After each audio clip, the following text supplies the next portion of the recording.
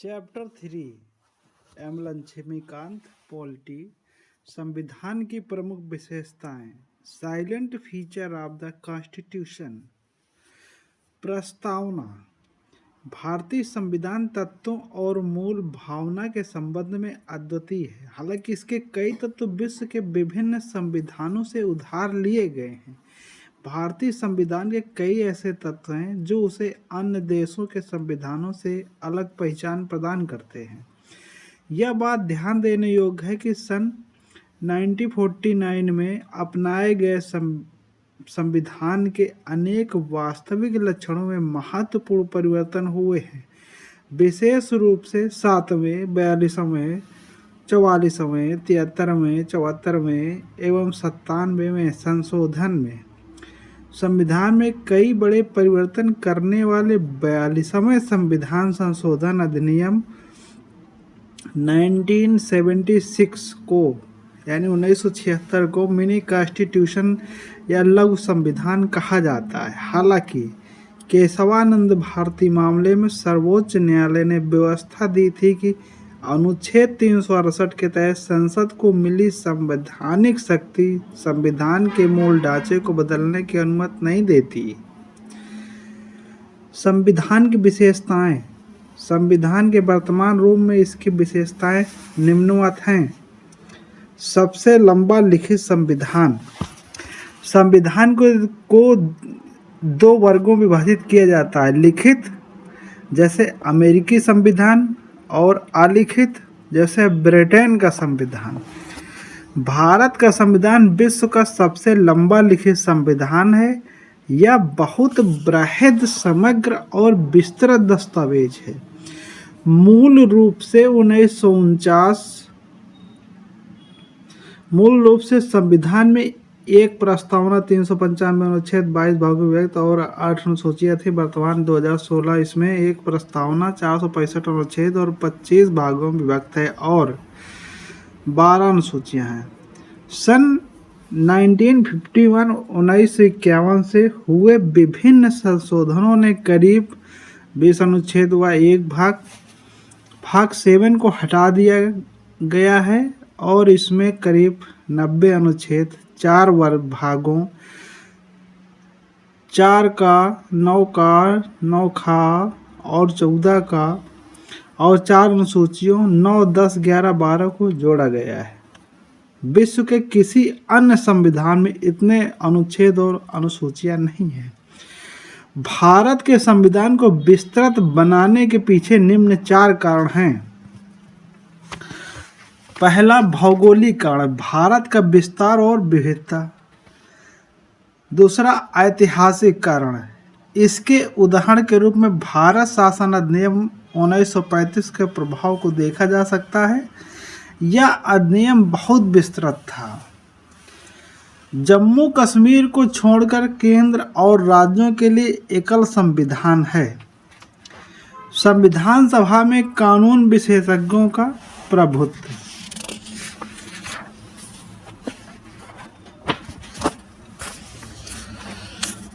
संविधान में न सिर्फ शासन के मौलिक सिद्धांत बल्कि विस्तृत रूप में प्रशासनिक प्रावधान भी विद्यमान हैं।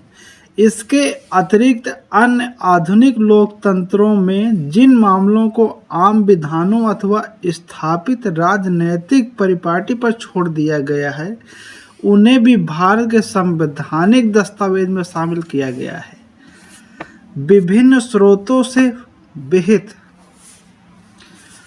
भारत के संविधान ने अपने अधिकतर उपबंध विश्व के कई देशों के संविधानों भारत शासन अधिनियम 1935 के उपबंधों से है। डॉक्टर अंबेडकर ने गर्व के साथ घोषणा की थी कि भारत के संविधान का निर्माण विश्व के विभिन्न संविधानों को छानने के बाद किया गया है। संविधान का अधिकांश ढांचागत हिस्सा भारत शासन अधिनियम 1935 से लिया गया। संविधान का दार्शनिक भाग जैसे जिसमें मौलिक अधिकार और राज्य के नीति निर्देशक सिद्धांत आते हैं, क्रमशः अमेरिका और आयरलैंड से प्रेरित है। भारतीय संविधान के राजनीतिक भाग जिसमें संघीय सरकार का सिद्धांत और कार्यपालिका और विधायिका के बीच संबंध का अधिकांश हिस्सा ब्रिटेन के संविधान से लिया गया है। संविधान के अन्य प्रावधान विभिन्न देशों जैसे कनाडा, ऑस्ट्रेलिया, जर्मनी, यूएसएसआर, जिसे अब रूस कहते हैं, फ्रांस, दक्षिण अफ्रीका, जापान इत्यादि देशों के संविधानों से लिए गए हैं। भारत के संविधान पर सबसे बड़ा प्रभाव और भौतिक सामग्री का स्रोत भारत शासन अधिनियम 1935 रहा है। संघीय व्यवस्था, न्यायपालिका, राज्यपाल, आपातकालीन अधिकार, लोक सेवा आयोग और अधिकतर प्रशासनिक विवरण इसी से लिए गए हैं। संविधान के आने से अधिक प्रावधान या तो 1935 के इस अधिनियम के समान है या फिर इससे मिलते जुलते हैं। नम्यता और अनम्यता का समन्वय।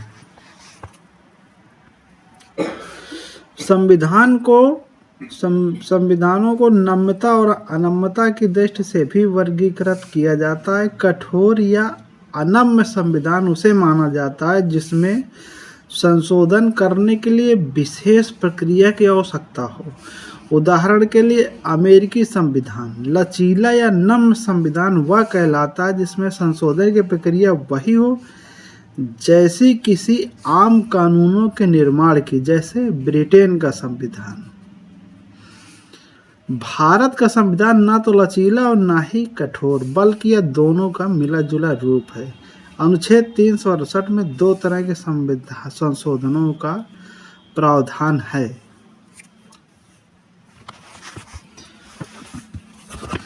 कुछ उपबंधों को संसद में विशेष बहुमत से संशोधित किया जा सकता है। उदाहरण, दोनों सदनों में उपस्थित और मतदान में भाग लेने वाले सदस्यों का 2/3 बहुमत और प्रत्येक सदन में कुल सदस्यों का बहुमत, जो कि लगभग 50% से अधिक है।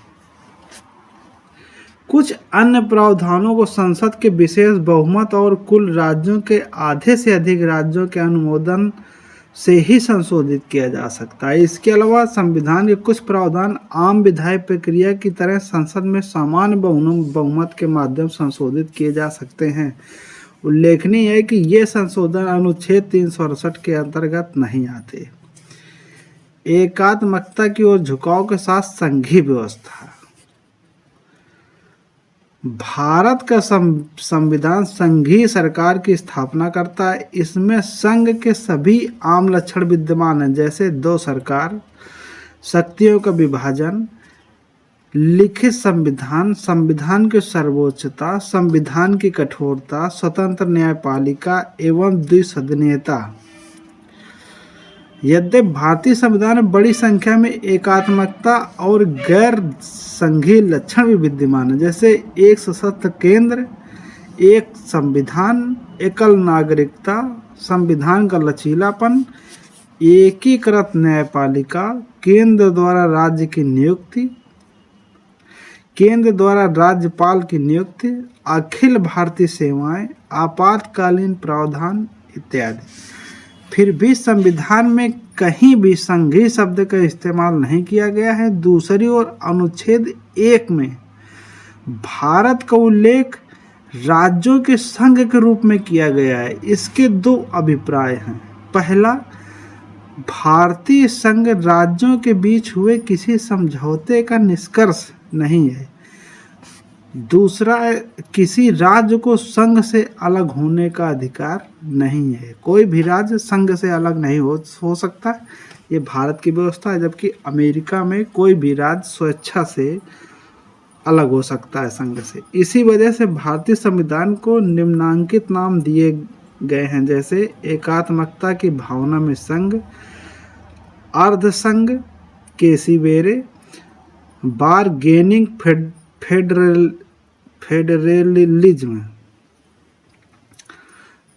Morris Jones, cooperative federalism, Granville Austin, federation with a centralising tendency, Ivor Jennings वान।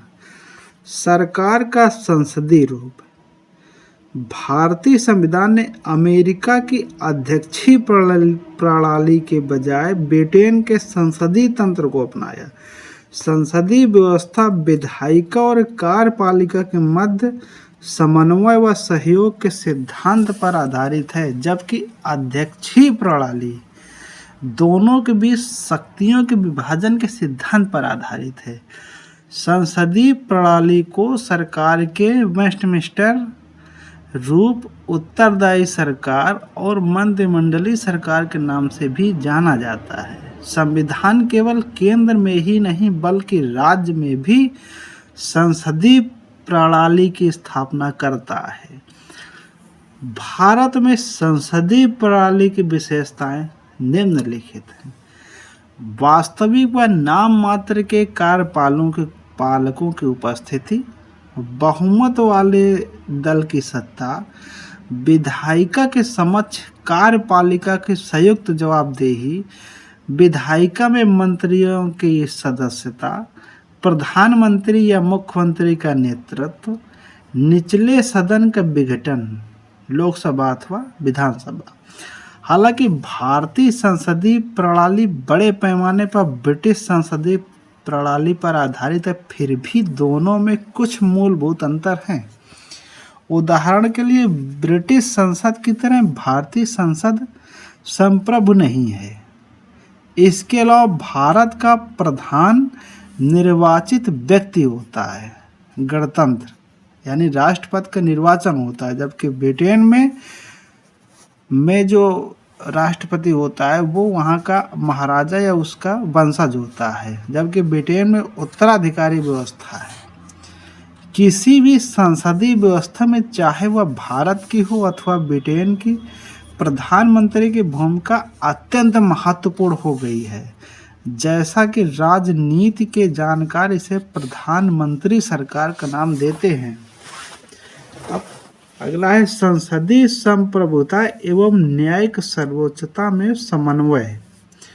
संसद की संप्रभुता का नियम ब्रिटिश संसद से जुड़ा हुआ है, जबकि न्यायपालिका के सर्वोच्चता का सिद्धांत अमेरिका के सर्वोच्च न्यायालय से लिया गया है। जिस प्रकार भारतीय संसदीय प्रणाली ब्रिटिश प्रणाली से भिन्न है, ठीक उसी प्रकार भारत में सर्वोच्च न्यायालय की न्यायिक समीक्षा शक्ति अमेरिकी सर्वोच्च न्यायालय से कम है। ऐसा इसलिए है क्योंकि अमेरिकी संविधान में विधि की नियत प्रक्रिया का प्रावधान है, जबकि भारतीय संविधान में विधि द्वारा स्थापित प्रक्रिया अनुच्छेद 21 का प्रावधान है। इसलिए भारतीय संविधान निर्माताओं ने ब्रिटेन की संसदीय संप्रभुता और अमेरिका की न्यायपालिका सर्वोच्चता के बीच उचित संतुलन बनाने को प्राथमिकता दी। एक और जहां सर्वोच्च न्यायालय अपनी न्यायिक समीक्षा की शक्तियों के तहत संसदीय कानूनों को असंवैधानिक घोषित कर सकता है, वहीं दूसरी ओर संसद अपनी संवैधानिक शक्तियों के बल पर संविधान के बड़े भाग को संशोधित कर सकता है। एकीकृत व स्वतंत्र न्यायपालिका। भारतीय संविधान एक ऐसी न्यायपालिका की स्थापना करता है जो अपने आप में एकीकृत होने के साथ साथ स्वतंत्र है। भारत की न्याय व्यवस्था में सर्वोच्च न्यायालय शीर्ष पर है। इसके नीचे राज्य स्तर पर उच्च न्यायालय है। राज्यों में उच्च न्यायालय के नीचे क्रमवार अधीनस्थ न्यायालय हैं, जैसे जिला अदालत व अन्य निचली अदालतें। न्यायालयों का एकल तंत्र केंद्रीय कानूनों के साथ साथ राज्य कानूनों को लागू करता है। हालांकि अमेरिका में संघीय कानूनों को संघीय न्यायपालिका और राज्य कानूनों को राज्य न्यायपालिका लागू करती है। सर्वोच्च न्यायालय संघीय अदालत है या शीर्ष न्यायालय है, जो नागरिकों के मौलिक अधिकारों की रक्षा की गारंटी देता है और संविधान का संरक्षक है। यानी सर्वोच्च न्यायालय के मुख्य तौर पे जो काम है, एक तरफ वो नागरिकों के मौलिक अधिकारों की रक्षा गारंटी देता है, दूसरी तरफ संविधान का संरक्षक है। इसीलिए संविधान में इसकी स्वतंत्रता के लिए कई प्रावधान किए गए, जैसे न्यायाधीशों के कार्यकाल की सुरक्षा, न्यायाधीशों के लिए निर्धारित सेवा शर्तें, भारत की संचित निधि से सर्वोच्च न्यायालय के सभी खर्चों का वहन, विधायिका में न्यायाधीशों के कामकाज पर चर्चा पर रोक है, सेवानिवृत्ति के बाद अदालत में कामकाज पर रोक, अवमानना के लिए दंड देने की शक्ति कार्यपालिका से न्यायपालिका को अलग रखना इत्यादि। मौलिक अधिकार, संविधान के तीसरे भाग में 6 मौलिक अधिकारों का वर्णन किया गया है। ये हैं समानता का अधिकार 14 से 18, स्वतंत्रता का अधिकार 19 से 22, शोषण के विरुद्ध अधिकार 23 से 24, धार्मिक स्वतंत्रता का अधिकार 25 से 28, सांस्कृतिक व शिक्षा का अधिकार 29 से 30, संवैधानिक उपचारों का अधिकार अनुच्छेद 32। मौलिक अधिकारों का उद्देश्य वस्तुतः राजनीतिक लोकतंत्र की भावना को प्रोत्साहन देता है। यह कार्यपालिका और विधायिका के मनमाने कानूनों पर निरोधक की तरह कार्य करता है।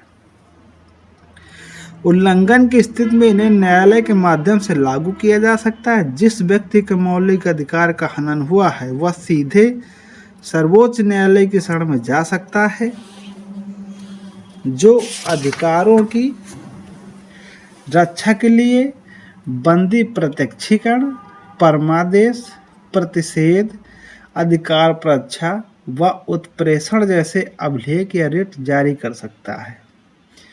हालांकि मौलिक अधिकार कुछ सीमाओं के दायरे में आते हैं, लेकिन ये अपरिवर्तनीय भी नहीं है। संसद इन्हें संविधान संशोधन अधिनियम के माध्यम से समाप्त कर सकती है अथवा इनमें कटौती भी कर सकती है। अनुच्छेद 20-21 द्वारा प्रदत्त अधिकारों को छोड़कर राष्ट्रीय आपातकाल के दौरान इन्हें स्थगित किया जा सकता है। राज्य के नीति निर्देशक सिद्धांत डॉक्टर बी.आर. अम्बेडकर के अनुसार राज्य के नीति निर्देशक सिद्धांत भारतीय संविधान की अनूठी विशेषता है। इसका उल्लेख संविधान के चौथे भाग में किया गया है। इन्हें मोटे तौर पर 3 वर्गों में विभाजित किया गया है: सामाजिक, गांधीवादी तथा उदार बौद्धिक। नीति निर्देशक तत्वों का कार्य सामाजिक व आर्थिक लोकतंत्र को बढ़ावा देना है। इनका उद्देश्य भारत में कल्याणकारी राज्य की स्थापना करना है। हालांकि मौलिक अधिकारों की तरह इन्हें कानून रूप में लागू नहीं किया जा सकता। संविधान में कहा गया है कि देश की शासन व्यवस्था में सिद्धांत मौलिक हैं और यह देश की जिम्मेदारी है कि वह कानून बनाते समय इन सिद्धांतों को अपनाए। इसलिए इन्हें लागू करना राज्यों का नैतिक कर्तव्य है, किंतु इनकी पृष्ठभूमि में वास्तविक शक्ति राजनैतिक है, अर्थात जनमत है। मिनर्वा मिल्स मामले 1980 में सर्वोच्च न्यायालय ने कहा था कि भारतीय संविधान के नींव मौलिक अधिकारों और नीति निर्देशक सिद्धांतों के संतुलन पर रखी गई है, यानी चेक एंड बैलेंस पर।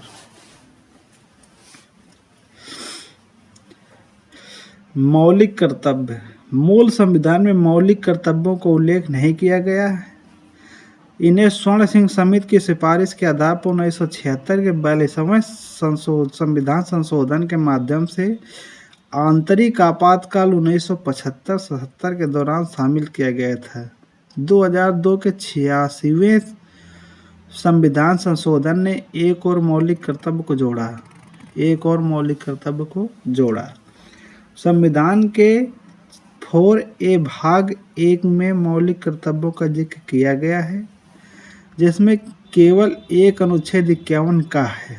इसके तहत प्रत्येक भारतीय का कर्तव्य होगा कि वह संविधान, राष्ट्र ध्वज और राष्ट्रगान का आदर करे, राष्ट्र की संप्रभुता, एकता और अखंडता की रक्षा करे, हमारी मिश्रित संस्कृति की समृद्धि धरोहर का अनुरक्षण करे, सभी लोगों में आपसी भाईचारे की भावना का विकास करे इत्यादि।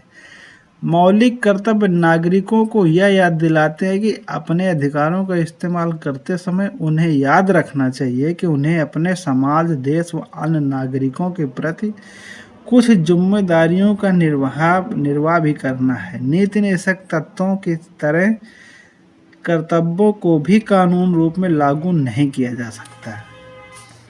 एक धर्मनिरपेक्ष राज्य। भारत का संविधान धर्मनिरपेक्ष है, इसलिए यह किसी धर्म विशेष को भारत के धर्म के तौर पर मान्यता नहीं देता।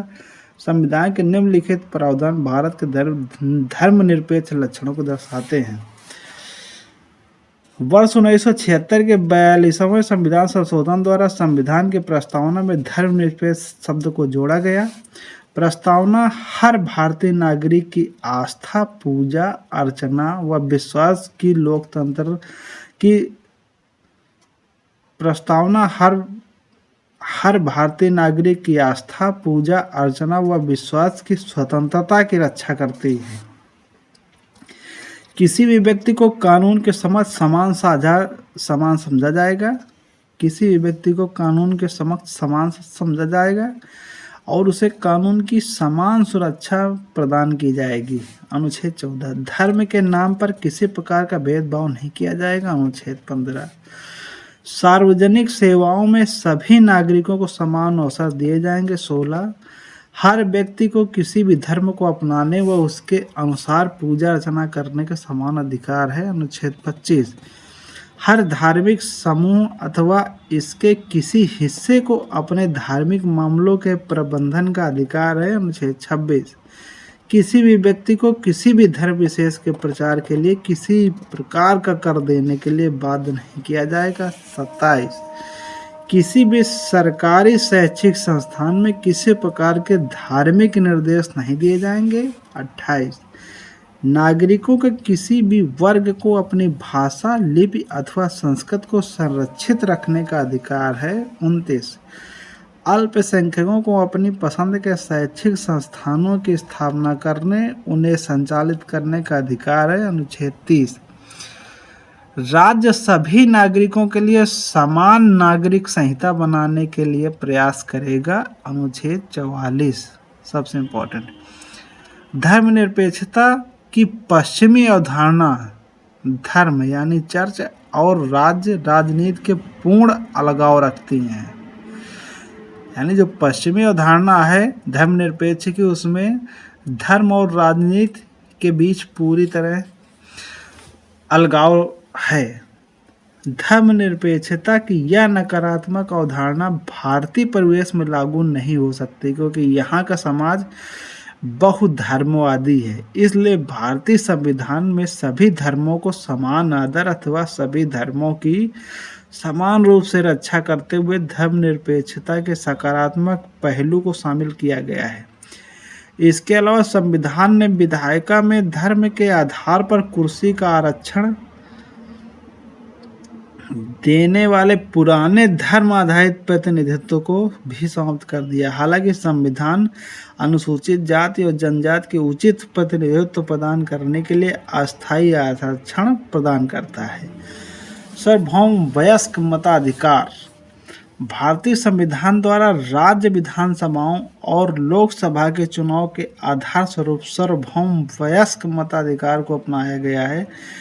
हर वह व्यक्ति जिसकी उम्र कम से कम 18 वर्ष है उसे धर्म, जाति, लिंग, साक्षरता अथवा संपदा इत्यादि के आधार पर कोई भेदभाव किए बिना मतदान करने का अधिकार है।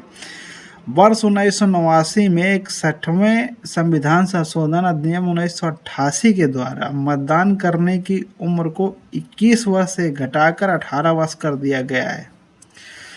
देश के बृहदाकार जनसंख्या, उच्च गरीबी, सामाजिक असमानता, अशिक्षा आदि को देखते हुए संविधान निर्माताओं द्वारा सार्वभौम वयस्क मताधिकार को संविधान में शामिल करना एक साहसिक व सराहनीय प्रयोग था।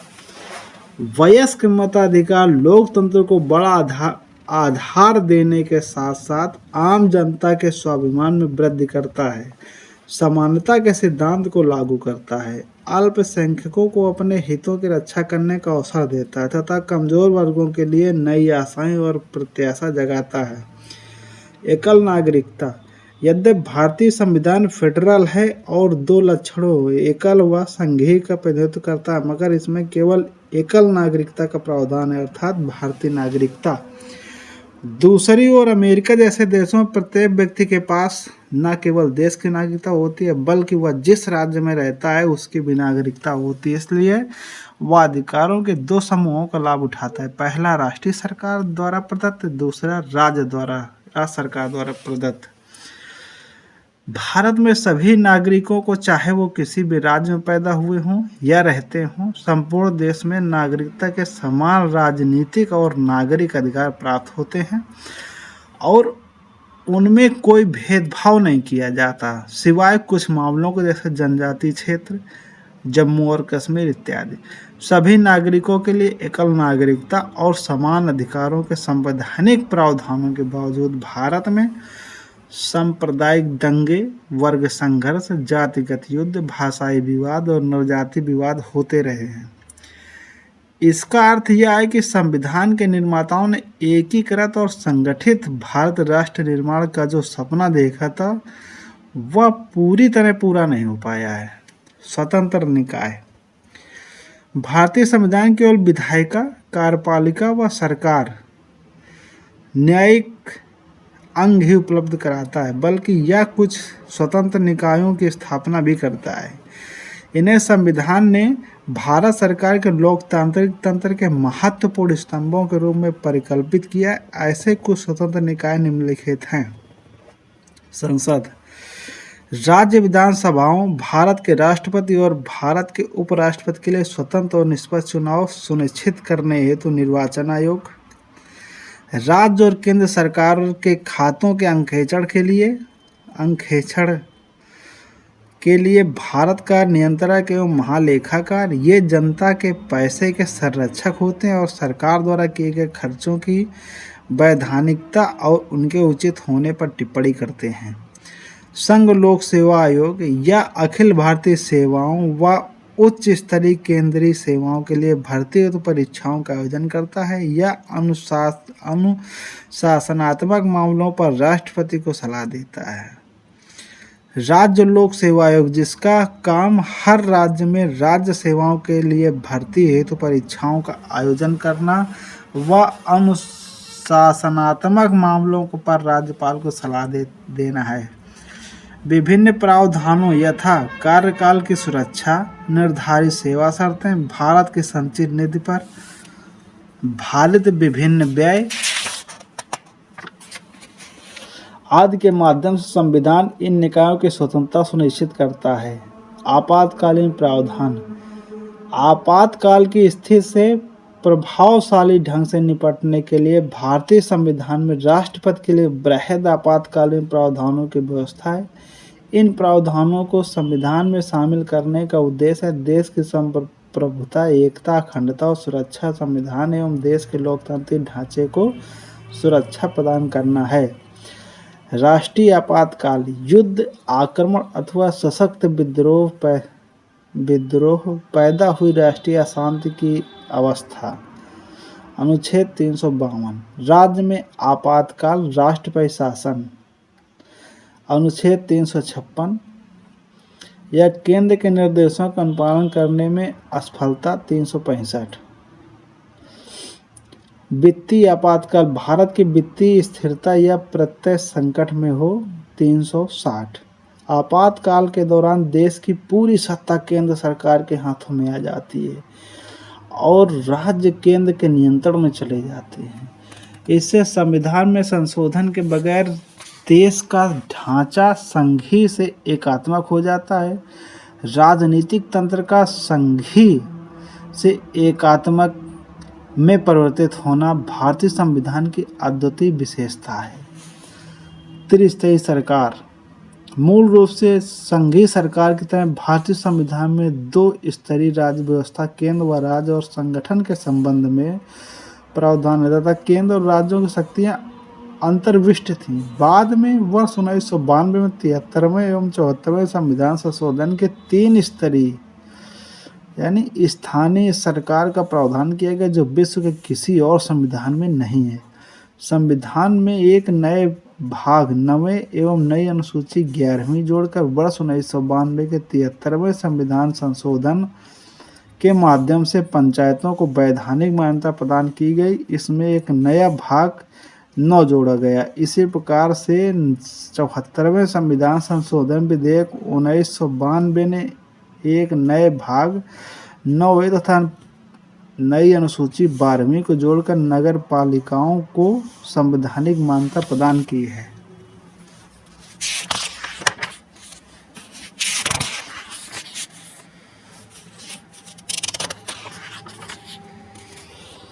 सहकारी समितियां 97वां संविधान संशोधन अधिनियम 2011 ने सहकारी समितियों को संवैधानिक दर्जा और संरक्षण प्रदान किया। इस संदर्भ में निम्न 3 परिवर्तन संविधान में इसने किए हैं। इसने सहकारी समिति गठित करने के अधिकार को मौलिक अधिकार बना दिया अनुच्छेद 19 के तहत। इसने एक नया राज्य का नीति विषयक तत्व जोड़ा। सहकारी समितियों के प्रोत्साहन देने के लिए अनुच्छेद 43B। इसने संविधान में एक नया भाग 9B जोड़ा।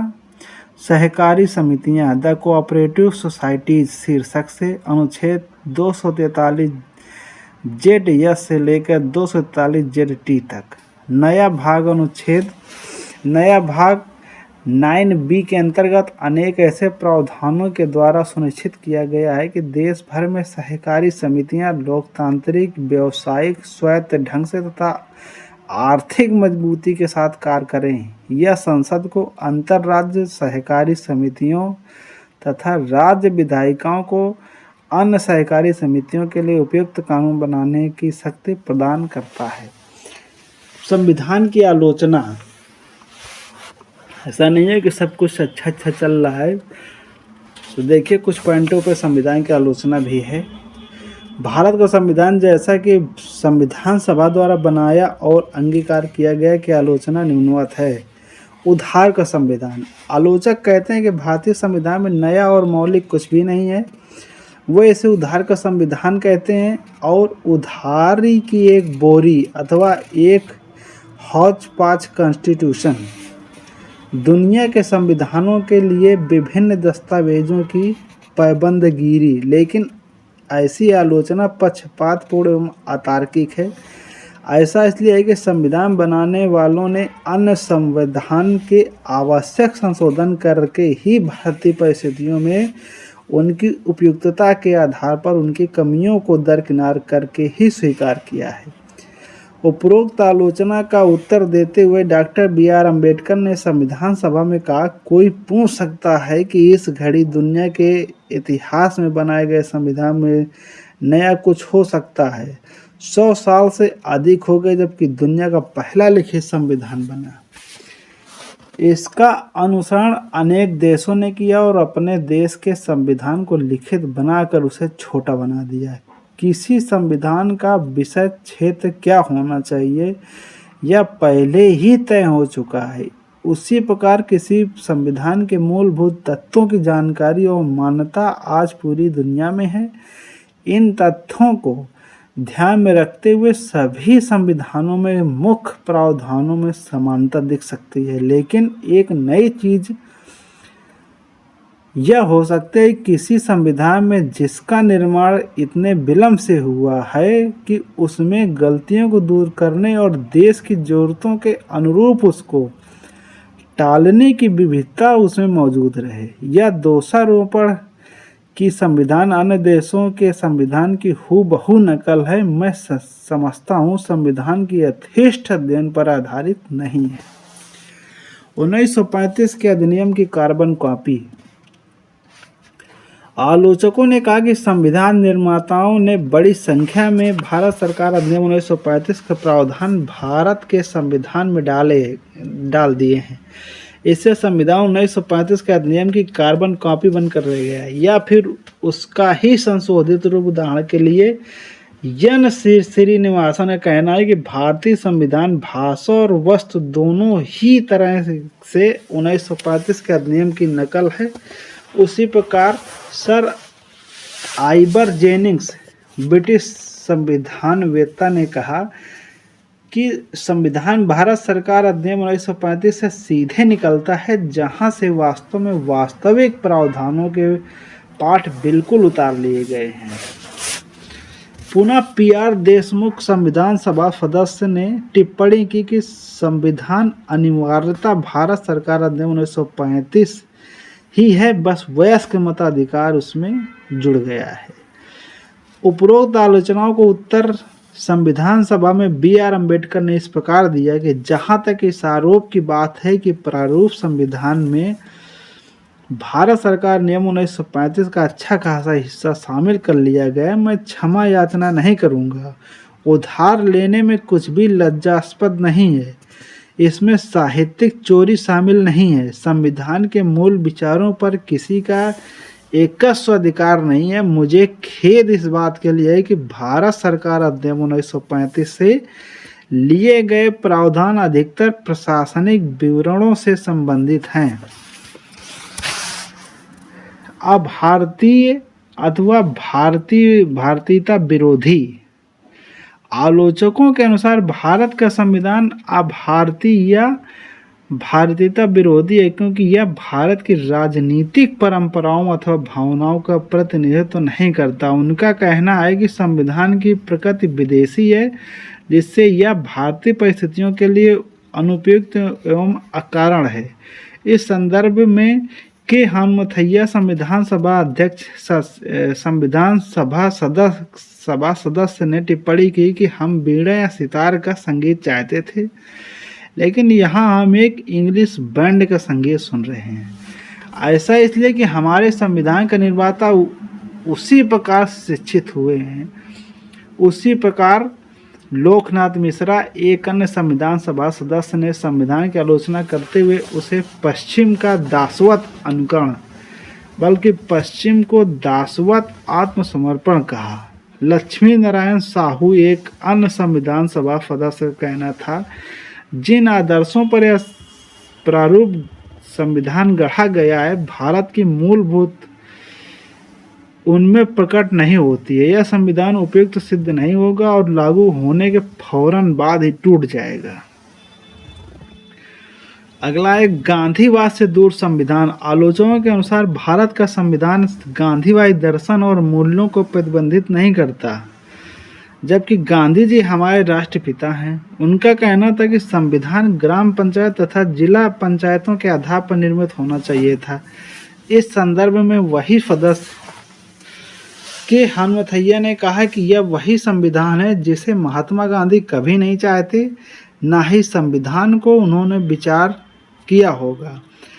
टी प्रकाशम, संविधान सभा के एक और सदस्य, इसी कमी के कारण गांधी जी के आंदोलन में अंबेडकर की सहभागिता नहीं होना, साथ ही गांधीवाद विचारों के प्रति उनका तीव्र विरोध को बताते हैं। महाकायाकार आलोचक कहते हैं कि भारत का संविधान बहुत भीमकाय और बहुत विस्तृत है, जिसमें अनेक अनावश्यक तत्व भी सम्मिलित हैं। सर आइवर जेनिंग्स, एक ब्रिटिश संविधान वेत्ता के विचार में जो प्रावधान बाहर से लिए गए उनका चयन बेहतर नहीं है और संविधान समान रूप से कहें तो बहुत लंबा और जटिल है। इस संदर्भ में एच.वी. कामत, संविधान सभा के सदस्य, ने टिप्पणी की, प्रस्तावना जिस किरीट का हमने अपनी सभा के लिए चयन किया है वह एक हाथी है। यह शायद इस तत्व के अनुरूप ही है कि हमारा संविधान भी दुनिया में बने तमाम संविधानों में सबसे भीमकाय है। उन्होंने यह भी कहा कि मुझे विश्वास है सदन इस पर सहमत नहीं होगा कि हमने एक हाथीनुमा संविधान बनाया है। वकीलों का स्वर्ग। आलोचकों के अनुसार भारत का संविधान अत्यंत विविधतापूर्ण तथा बहुत जटिल है। उनके विचार में जिस कानूनी भाषा और मुहावरे को शामिल किया है, उनके चलते संविधान एक जटिल दस्तावेज बन गया है। वहीं सर आइवर जेनिंग्स इसे वकीलों का स्वर्ग कहते हैं। इस संदर्भ में एच.के. माहेश्वरी, संविधान सभा के सदस्य, का कहना था, प्रारूप लोगों को अधिक मुकदमेबाज बनाता है, अदालतों की ओर अधिक उन्मुख होंगे, वे कम सत्यनिष्ठ होंगे और सत्य और अहिंसा के तरीकों का पालन वे नहीं करेंगे। यदि मैं ऐसा कह सकूं तो यह प्रारूप वास्तव में वकीलों का स्वर्ग है। यह वाद या मुकदमों की व्यापक संभावना खोलता है और हमारे योग्य और बुद्धिमान वकीलों के हाथ में बहुत सारा काम देने वाला है।